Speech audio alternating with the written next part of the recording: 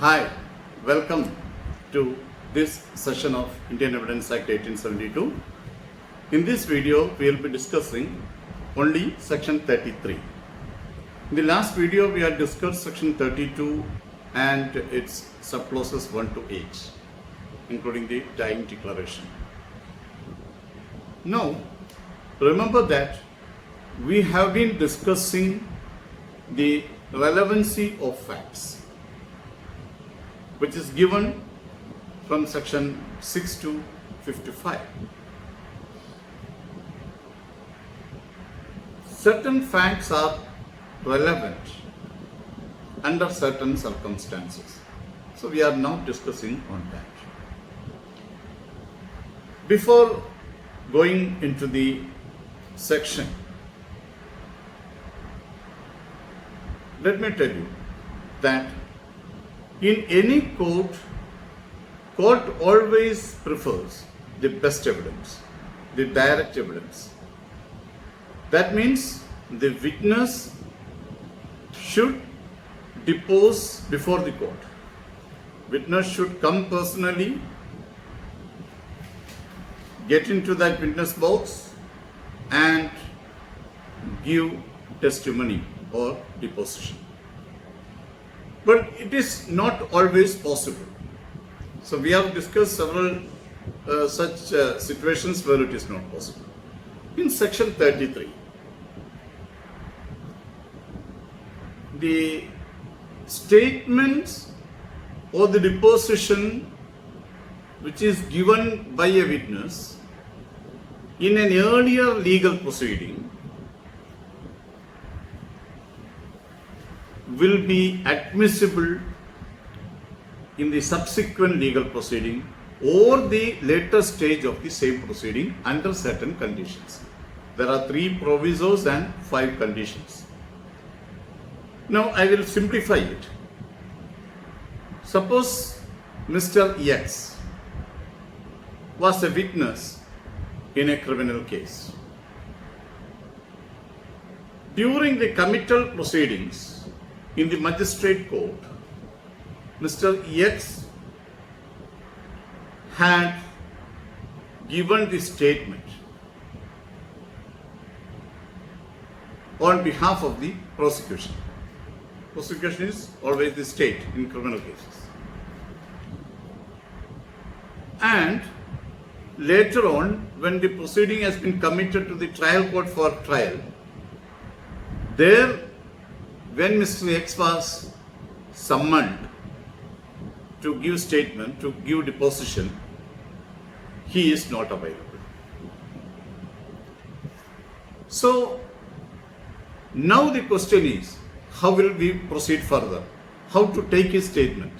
So if his unavailability or non-availability is due to his death, or due to the fact that he is not found, or due to the fact that he is incapable of giving evidence, or due to the fact that it is quite unreasonable to get him by incurring heavy expenditure and waiting for such a long time, or the fact that the adverse party has kept him away. Under these 5 conditions, if these 5 conditions are proved before the court may admit the statements which he had given earlier, that is at the committal stage. So in fact, the relevancy of certain evidence for proving in subsequent proceeding the truth of the facts therein. That means those statements which are given by a witness in the beginning of a legal proceeding or in a judicial proceeding, as may call it, will be admissible, will be relevant in the subsequent proceeding if that witness is not available for deposition for the second time due to these following reasons. I will explain to you in Malayalam. കോടതിയിൽ എപ്പോഴും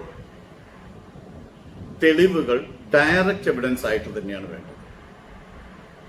ഡയറക്റ്റായ ഒരു സാക്ഷി വന്ന് സാക്ഷിക്കൂട്ടിൽ കയറി നിന്ന് ഞാൻ ഇന്നത് കണ്ടു, ഞാൻ ഇന്നത് ചെയ്തു, ഞാൻ ഇത് എഴുതി കൊടുത്തു, ഞാൻ ഒപ്പിട്ടതാണ്, ഇതെന്റെ ഡോക്യുമെന്റ് ആണ് എന്നെല്ലാം ഉള്ള ഡിപ്പോസിഷൻസ്, ആ ഡിപ്പോസിഷൻസ് കോടതിയിൽ നേരിട്ട് വന്ന് പറഞ്ഞാൽ ദർ ഇസ് നോ പ്രോബ്ലം, വേറെ ഇഷ്യൂ ഒന്നുമില്ല. ആ ഡിപ്പോസിഷൻ എന്ത് ചെയ്യും? എതിർകക്ഷി ക്രോസ് എക്സാമിനും കൂടെ ചെയ്യും. പക്ഷേ ചില പ്രത്യേക സാഹചര്യങ്ങളിൽ കോടതിയിൽ സാക്ഷിക്ക് വരാൻ സാധിക്കാത്ത അവസ്ഥകൾ വരും. നമ്മൾ സെക്ഷൻ 32 കണ്ട പോലെ തന്നെ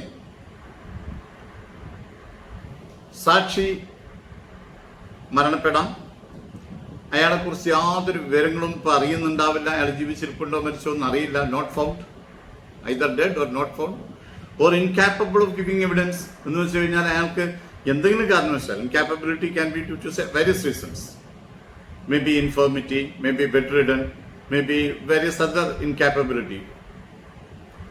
ദെൻ അതുപോലെ തന്നെ വലിയൊരു തുക മുടക്കി ഇത്ര ദൂരത്തുനിന്ന് അയാൾ ഇവിടെ സാക്ഷി പറയാൻ വീണ്ടും കൊണ്ടുവരിക എന്ന് പറയുന്ന അൺറീസണബിൾ ആണെന്ന് കോടതിക്ക് തോന്നണം, ആ പ്രത്യേക കേസിന്റെ വസ്തുതകളുടെയും സാഹചര്യങ്ങളുടെയും അടിസ്ഥാനത്തിൽ. അതുമല്ലെങ്കിൽ എതിർകക്ഷി ഇയാളെ ഭീഷണിപ്പെടുത്തിയിട്ട് നീ കോടതിയിൽ പോയിട്ട് നിന്നെ തട്ടിക്കളയും, നീ ഞങ്ങൾക്കെതിരെ ഇനി സാക്ഷി പറയാൻ പോയാൽ നിന്നെ ഞങ്ങൾ പഞ്ഞിക്കിടും, അങ്ങനെ ഇങ്ങനെയൊക്കെ പറഞ്ഞ് ഇൻറ്റിമിഡേറ്റ് ചെയ്യാം, അതായത് ഭീഷണിപ്പെടുത്താം. ഈ 5 സാഹചര്യങ്ങൾ കോടതിക്ക് ബോധ്യമാവുകയാണെങ്കിൽ പിന്നെ എങ്ങനെ ഇത് മുന്നോട്ട് പോകും?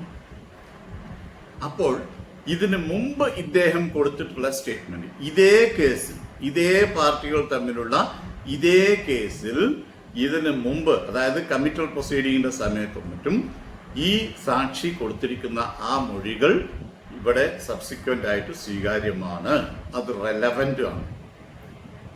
ഇതിനെക്കുറിച്ചാണ് നമ്മൾ സെക്ഷൻ 33 പറയുന്നത്. ഇതിലെ കണ്ടീഷൻ എന്ന് പറഞ്ഞാൽ, ഒന്ന്, പാർട്ടി സെയിം ആയിരിക്കണം, ഒരേ കേസിൽപ്പെട്ട ഒരേ ആൾക്കാരായിരിക്കണം, ഒരേ ഫാക്റ്റ് ആയിരിക്കണം, അല്ലെങ്കിൽ സബ്സ്റ്റാൻഷ്യലി ദി സെയിം ഫാക്റ്റ് ആയിരിക്കണം.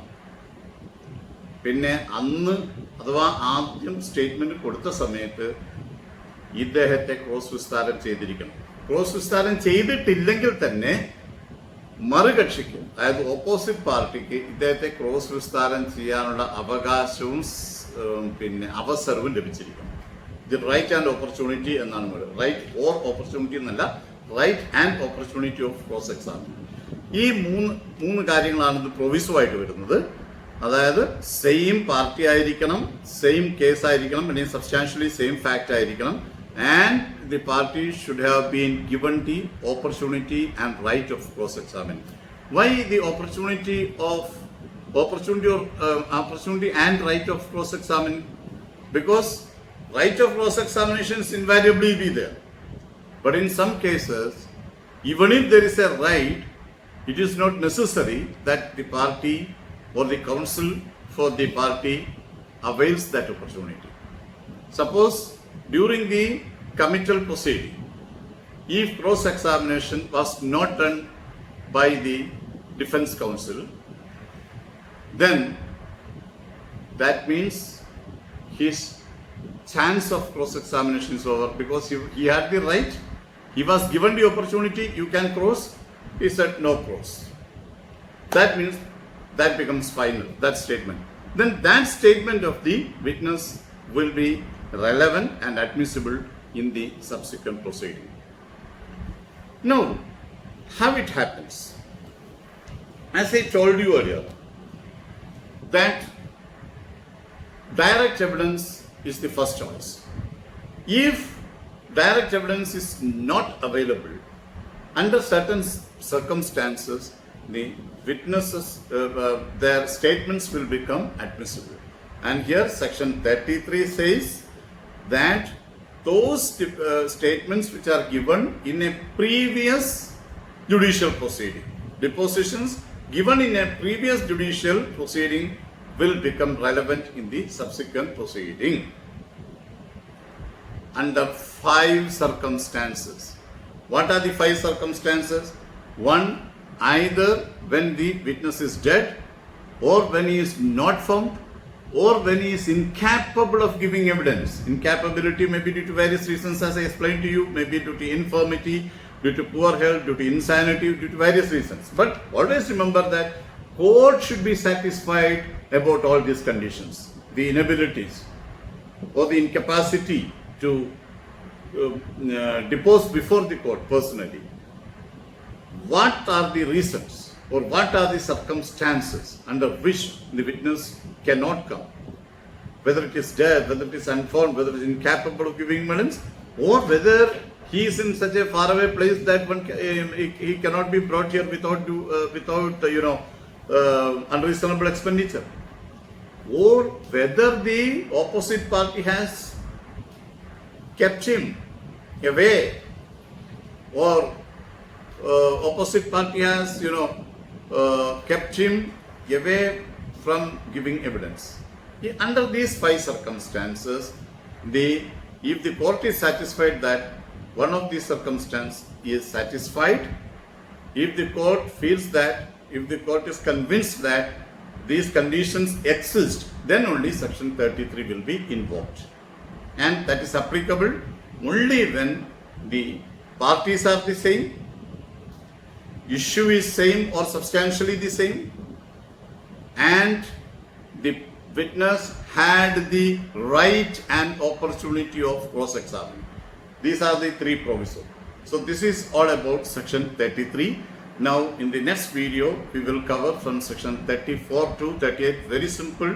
It's again, we are talking about relevant facts of certain entries in the book, maps, registers, and all sorts of things. Public documents, public offices. That's very simple, but I will cover it in the next video because I have been receiving a couple of telephone calls requesting me to condense the video in 5 to 10 minutes in order to facilitate their easy view. So henceforth I will be sending small videos giving big topics, covering big topics. If required, I shall read out the section 33. Relevancy of certain evidence for proving in subsequent proceeding in truth of facts therein stated. Evidence given by a witness in a judicial proceeding before any person authorized by law to take it. So, what is a judicial proceeding is given in CRPC. Okay. Then, is relevant for the purpose of proving in a subsequent judicial proceeding or in a later stage of the same judicial proceeding the truth of the facts which states when the witness is dead, 1, or cannot be found, 2, or incapable of giving evidence, 3, or is kept out of the way by the adverse party, 4, or if his presence cannot be obtained without an amount of delay or expense, which under the circumstance of the case the court considers unreasonable. ശ്രദ്ധിക്കൂ, ഒരു judicial പ്രൊസീഡിങ്ങിൽ ഒരു തവണ ഒരു സാക്ഷി deposition കൊടുക്കുകയും statement കൊടുക്കുകയും സാക്ഷ്യം പറയുകയും ചെയ്തിട്ടുണ്ടെങ്കിൽ പിന്നീട് അതേ കേസിന്റെ ഭാഗമായും അല്ലെങ്കിൽ അതിന്റെ സബ്സിക്വന്റ് ആയിട്ടുള്ള കേസ്, ഉദാഹരണം കമ്മിറ്റൽ പ്രൊസീഡിംഗ് ആണെങ്കിൽ അത് ട്രയൽ കോർട്ട് പോകുമ്പോൾ അതേ കേസ് തന്നെയാണ്, കേസിന്റെ ഭാഗമായിട്ട് വീണ്ടും ആ സാക്ഷിക്ക് വരേണ്ടതായിട്ട് വരികയും എന്നാൽ ആ സാക്ഷി അവൈലബിൾ അല്ലാത്ത സാഹചര്യത്തിൽ മേൽപ്പറഞ്ഞ 5 കാരണങ്ങൾ കൊണ്ട് ആ സാക്ഷിക്ക് വരാൻ സാധിച്ചില്ലെങ്കിൽ സാക്ഷി ആദ്യം കൊടുത്ത മൊഴി റെലവന്റ് ആണ്. ഇത്രയും. പക്ഷെ അങ്ങനെ ആവണമെങ്കിൽ ഒരേ കേസായിരിക്കണം. ആദ്യം കൊടുത്ത മൊഴി ഏത് കേസിലാണ് കൊടുത്തത് അതേ കേസിൽ തന്നെയായിരിക്കണം ഇപ്പോഴും മൊഴി ആവശ്യമായി വന്നിരിക്കുന്നത്. ഒരേ പാർട്ടികളായിരിക്കണം. ആ കേസിലെ റെസ്പോണ്ടന്റും ആ കേസിലെ കംപ്ലൈനന്റും ഒരേ ആൾക്കാർ തന്നെയായിരിക്കണം. അങ്ങനെയാണെങ്കിൽ മാത്രം, ഉദാഹരണം സ്റ്റേറ്റ് ആണ് പ്രോസിക്യൂട്ടർ, സ്റ്റേറ്റ് തന്നെയാണ് അവിടെ പ്രോസിക്യൂട്ടർ ആയിരിക്കുക. മനസ്സിലായോ? അപ്പോൾ മൂന്നാമത്തെ എന്താണ് നമ്മൾ പറഞ്ഞത്? ഇദ്ദേഹത്തിന് അന്ന് സ്റ്റേറ്റ്മെന്റ് കൊടുത്ത ശേഷം ഇദ്ദേഹത്തെ ക്രോസ് വിസ്താരം ചെയ്തിരിക്കണം, അഥവാ ക്രോസ് വിസ്താരം ചെയ്യാനുള്ള അവകാശവും അവസരവും അദ്ദേഹത്തിന് ലഭിച്ചിരിക്കണം. So, in nutshell, it is only this much, that any deposition given by a witness in a judicial proceeding earlier will be relevant in the subsequent proceeding under 5 circumstances, and that 5 circumstances we have already explained. Dead, not found, incapable of giving evidence, or kept away from by the adversary, or it is unreasonable to bring him with such expenditure. These are the 5 conditions. Only under these 5 conditions, Section 33 will be invoked. And moreover, it's not that simply the investigating officer goes and tells that, sir, he is not found, sir, he is absconding, sir, he is dead, sir, he is incapable of coming. Mere statement in the court is not enough. That has to be proved. If you are taking the claim that witness is dead, that death has to be proved before the court in order to enable the court to invoke Section 33. If your claim is that he is not found, the court must be convinced that you have taken diligent efforts to find out this person, and in spite of all your efforts, if you are unable to find him out, then the court may agree to that. And somebody says that he is incapable of coming. What is the incapability? He is sick, he is fever, he is staying at home. That is not an incapability. Temporary sickness is not at all an incapability. So, whether he is incapable of coming to the court is a matter to be considered by the court, to be decided by the court. Similarly, sir, when that witness was coming, this party went and stopped him. That is not simply blaming the adversary that he kept away.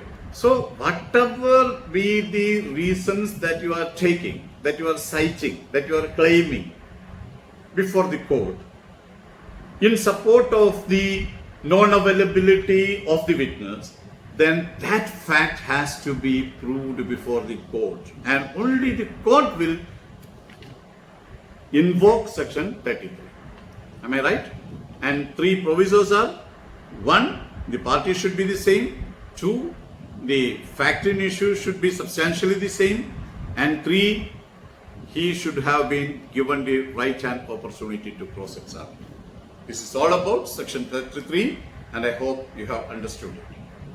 Thank you. Till we see in the next video.